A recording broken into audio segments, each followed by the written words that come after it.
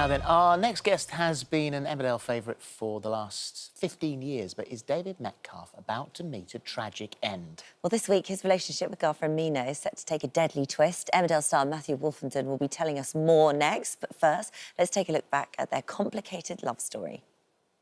I'll make it up to you. You'd better.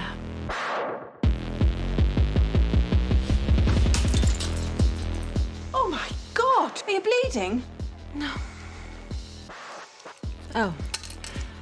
I could always move in. Oh. Can't do lunch. Too late. It's already booked. I've just arranged to meet up with Liana. Then phone her back and say you can't. We said we do lunch, David. You're in danger of becoming the perpetual letdown you are. What's that supposed to mean? What's up? I'm gonna have to cancel tonight. Oh. You understand, don't you? Of course.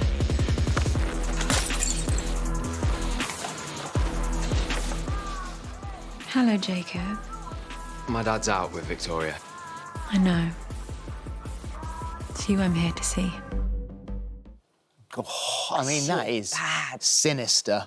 Hiya. Hello. How are you? Good to see you. Good to see you.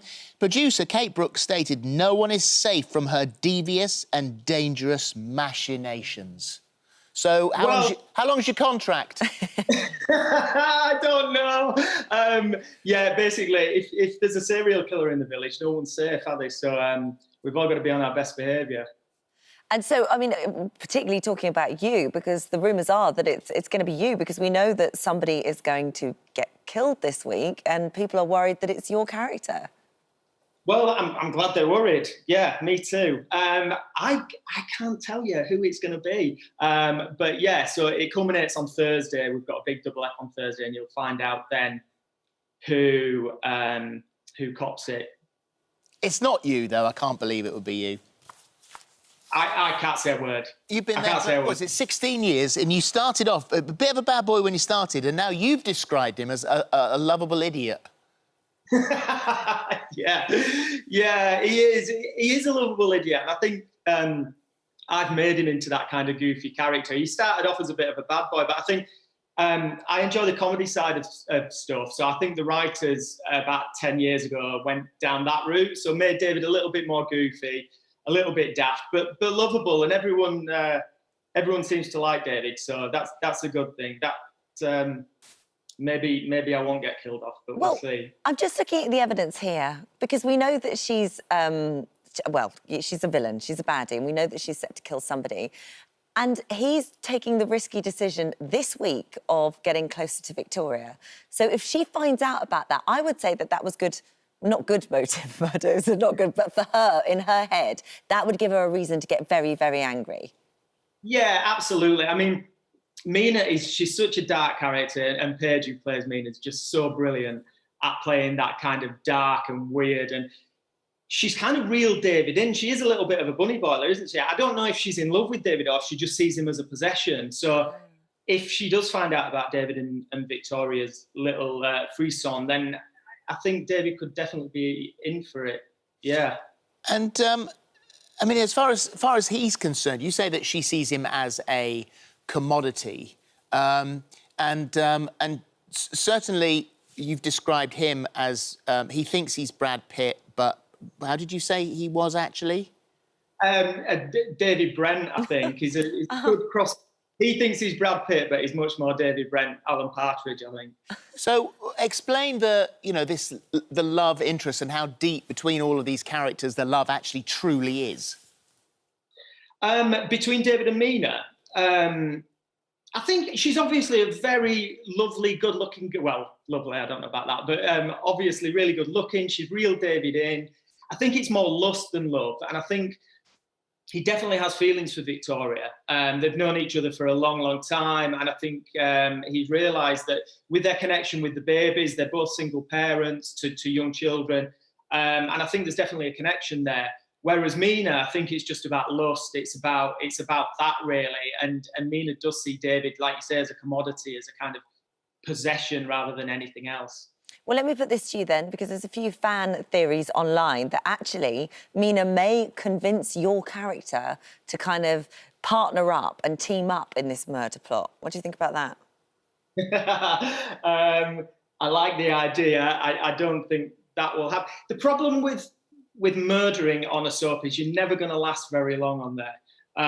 You can't be a serial killer or a serial killer's right-hand man without there being a sticky end. So I'm hoping that's not going to happen. He's not dead. You fell into that hole. We did not lead you into it. You did a bit. Sorry, Emmerdale Press Steve, I tried. That's brilliant. We're just reading up this morning about the sort of various bits and pieces. And you've been on the show so many times, but I can't remember talking about the fact that you could have been, had it not been for a terrible accident, an Olympian. Well, yeah, I was heading that way. Yeah, I was a gymnast for a long, long time. So I trained from being about 4 years old, and I was in the British squad from 14 to 17. And then, yeah, I had an accident and I broke 2 vertebrae in my back, which kind of ended that career. But I always think things happen for a reason. If I hadn't have done that, I wouldn't be sat here talking to you today, because everything kind of happened as a consequence of that. I trained as a dancer, I danced in the West End, I started acting because of that, and then Emmerdale came up 16 years ago. So, yeah, everything kind of snowballed from that accident, really. What did your son Buster say to you recently? Yeah, he really interesting. He kind of said, "Dad, if you had never had that accident, I wouldn't be here today, probably, because you'd have never met Mum." So I was like, "Yeah, you're right." Yeah, so possibly. true as well. And actually, talking of him, he's got a good voice. He's got a cracking voice. You know, I like I say, I spent 5 years in the West End in musicals. I wish I could have sang like him back then. But yeah, he's awesome. It's what he loves to do as well. Well, Charlie actually shared a video of him singing on Instagram. We've actually got a little bit of it here. Let's have a look. Just a small town girl living in a lonely world. She took the midnight train going anywhere. Oh, You've got 3 sons under 12. Would you like to see any one of them, or is there a chance that any one of them might sort of follow you into what you're doing? Yeah, I mean, Buster's definitely showing that. We'd never push him down that path, because me and Charlie, we both know how difficult it is, but it's something that he really loves doing. He goes to stage school, he loves singing, he loves acting. He's definitely going down that route, I think. Whereas Bowie, our middle one's much more shy, but he's just started jiu-jitsu, so I think he prefers that kind of thing. So, yeah, and then Ace, who knows, he's just feral. He just runs around the garden throwing mud at the windows. But, yeah, so who knows with him. And Charlie was Debbie Dingle. Would she like to go back? Yeah, absolutely. I mean, she went back for 10 weeks over Christmas for a big storyline, and then she finished again. It's, to be honest, filming there at the moment with COVID regulations is tough. It's really tough. Me and Paige, who plays Mina, we've spent the last year setting up a relationship where we've never been more than 2 meters apart. We've filmed with masks on, and it's difficult. I mean, everyone's rallied round and made it what it is. And but yeah, I think for her to go back now while this is all still happening is not what she wants to do. So I think she'll wait until all the restrictions have dropped, and then she'll definitely. Listen, love to the family. It's always great to see you. Emmerdale, of course, it's a big week this week. Continues tonight at 7 p.m. on ITV. But we know you're safe. Maybe he's an actor. It could have been a massive double bluff. And that's happened before. It has happened before. Well done. Bye. See ya.